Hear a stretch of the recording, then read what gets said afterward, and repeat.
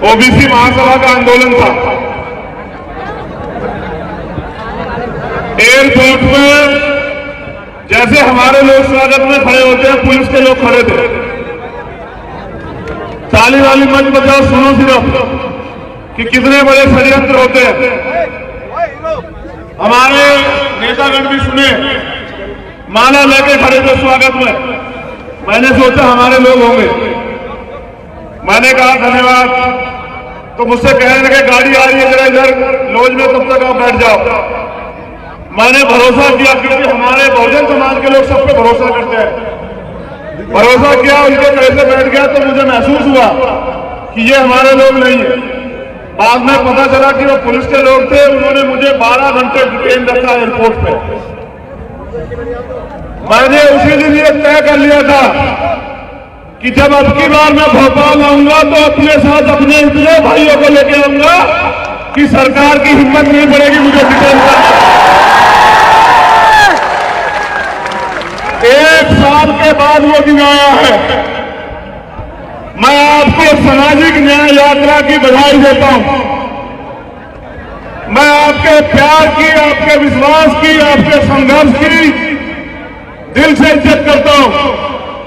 लेकिन अगर मेरा दर्द आप नहीं सुनोगे और उस पर अमल नहीं करोगे तो मेरे जैसे 1 लाख चंद्रशेखर पैदा होकर काम करे, आपकी जिंदगी नहीं बदलेगी। ताली बजाना छोड़ के मेरे सीधे साधे बहुले बाले बहुजन समाज के लोगों, मेरे दर्द को सुनो। आपका अपना खून आपसे कुछ कहना चाहता है। क्या मेरा दर्द आपका दर्द नहीं है? क्या बाबा साहब अम्बेडकर का दर्द आपका दर्द नहीं है? क्या फूले, साहू, पेरियार, बिरसा, बाबू जगदेव प्रसाद कुशवाहा, जगन्नाथ कपूरी ठाकुर, महामना रामस्वरूप वर्मा, बाबा साहब अम्बेडकर, मां झलकारी बाई, मां अवंतिका बाई, मां उलादेव पासी, मां रमाबाई, मां सावित्रीबाई फूले, मां फातिमा शेख, मान्यवर हीरा बाला वाल्मीकि और मान्यवर काशीराम साहब का दर्द आपका दर्द है या नहीं है? बताओ। क्या उनके अधूरे सपनों को पूरा करना आपकी जिम्मेदारी, मेरी जिम्मेदारी है या नहीं है? बताओ। आने वाली पीढ़ी आपको क्यों याद रखे? इस बात के लिए कि आप गुलामी को सहते मरे, या इस बात के लिए कि आप गुलामी के खिलाफ लड़े? क्यों याद रखे? बताओ। तो फिर समझो और सुनो। एक आजादी की लड़ाई लड़ी गई 1857 में, जो अंग्रेजों से आजादी की लड़ाई थी,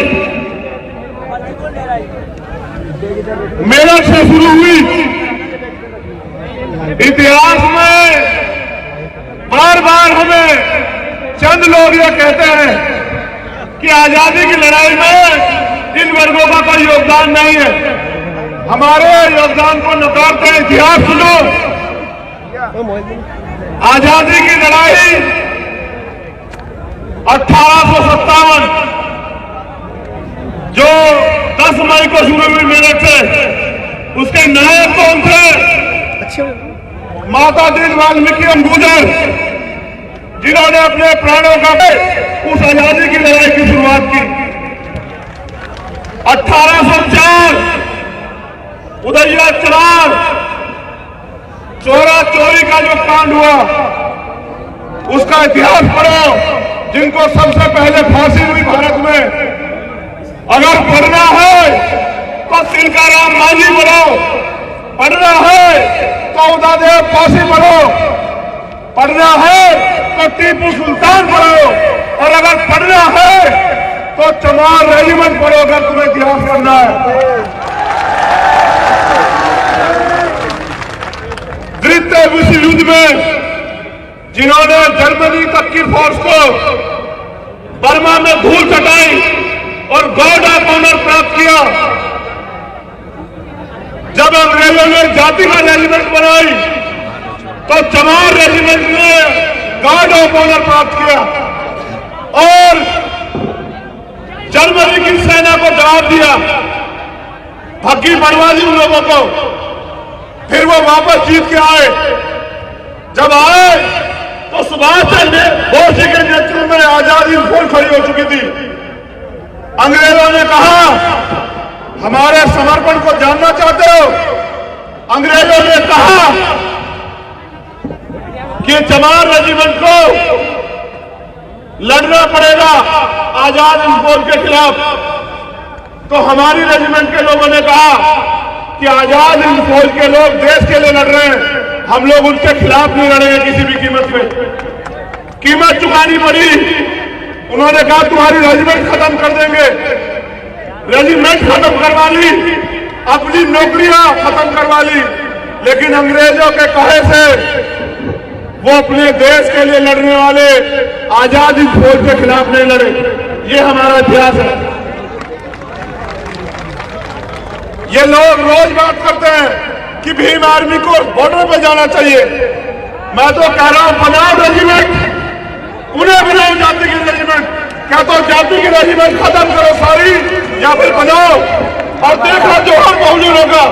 बनाओ पूजा रेजिमेंट, बनाओ यादव रेजिमेंट, बनाओ मोदी रेजिमेंट, बनाओ चमार रेजिमेंट, बनाओ किसान रेजिमेंट।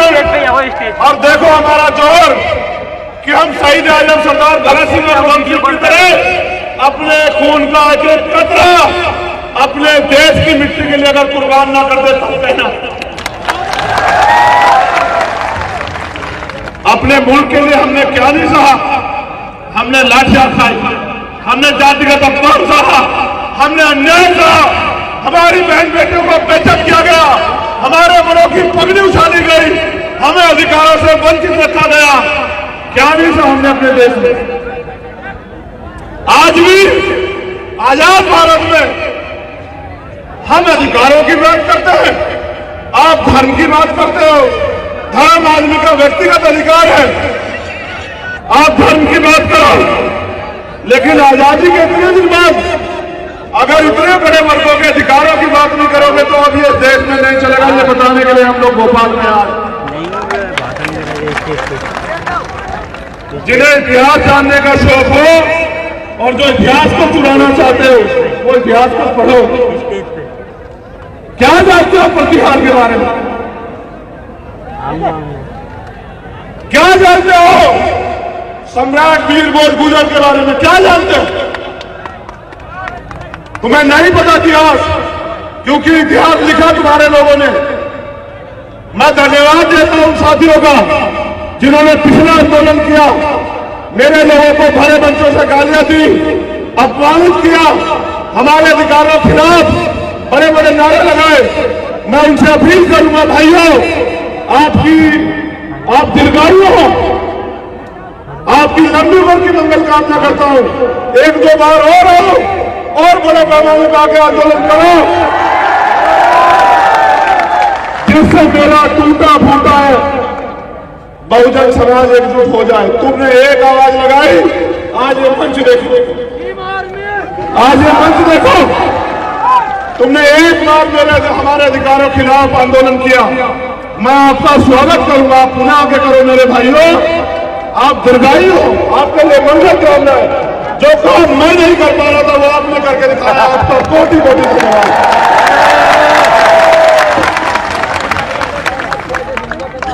मैंने आपको एक आजादी के बारे में बताया,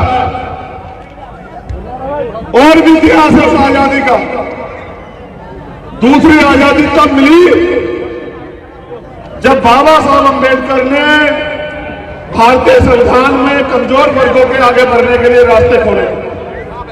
आजाद प्रदेश 1947 में हुआ, लेकिन असली आजादी उन 26 जनवरी 1950 को संविधान लागू होने के बाद मिली।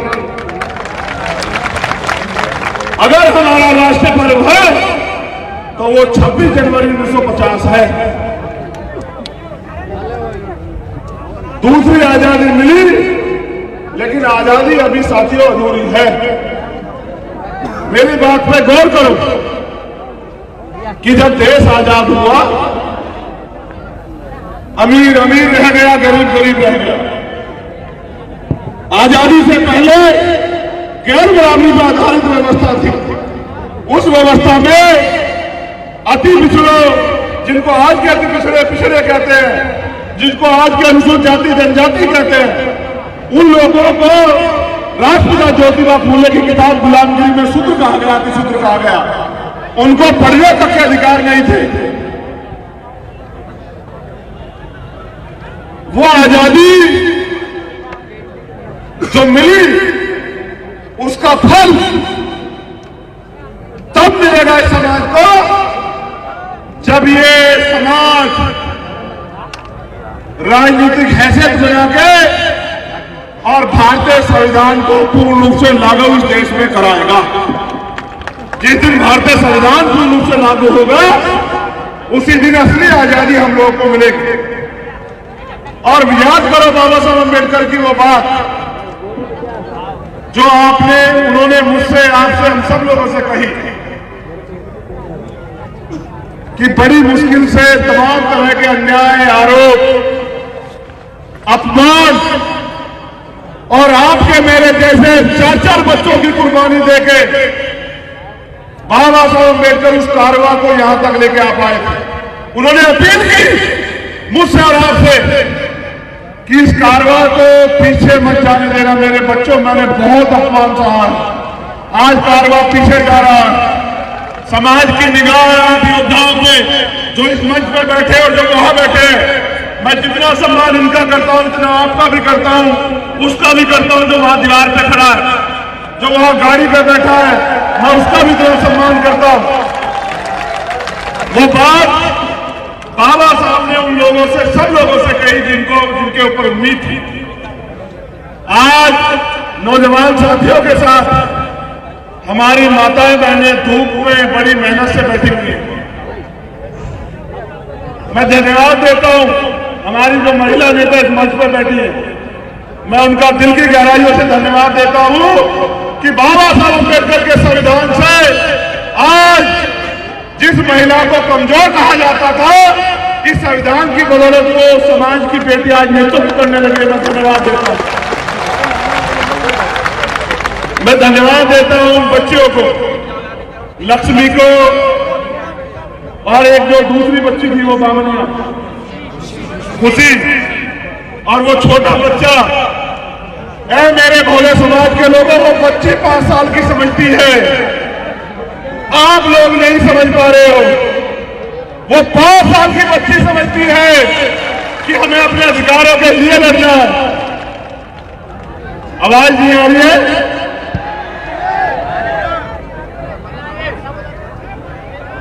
अब देखो बारी है क्या?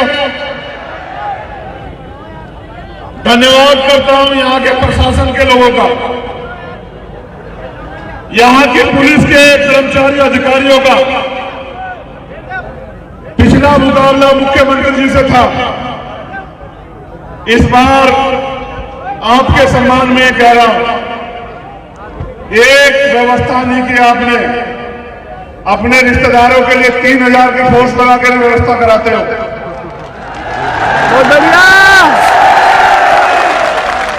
और हमारे लोगों के लिए ये व्यवस्था कराते हो।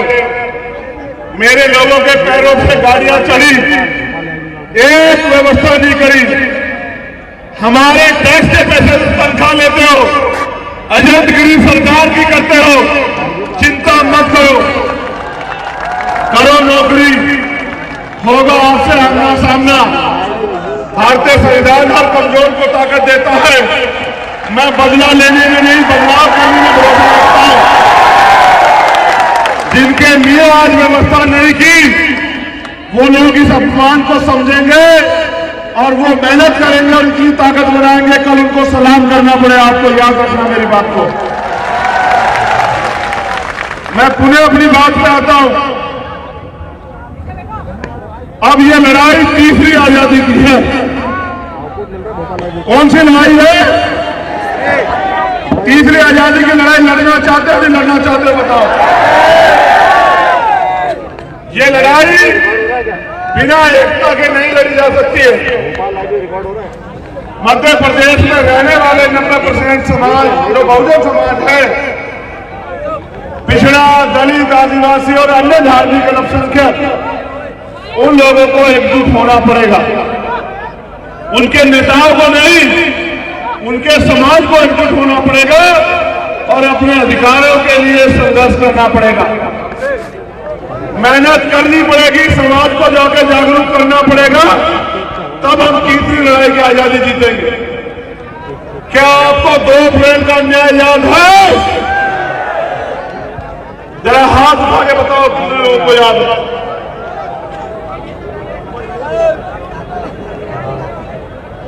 अब तो कान से सुनो बेटा, नालायक लोगों का कोई इलाज नहीं है। दोनों हाथ उठा के बताओ 2 अप्रैल का दौर किन किन को याद है?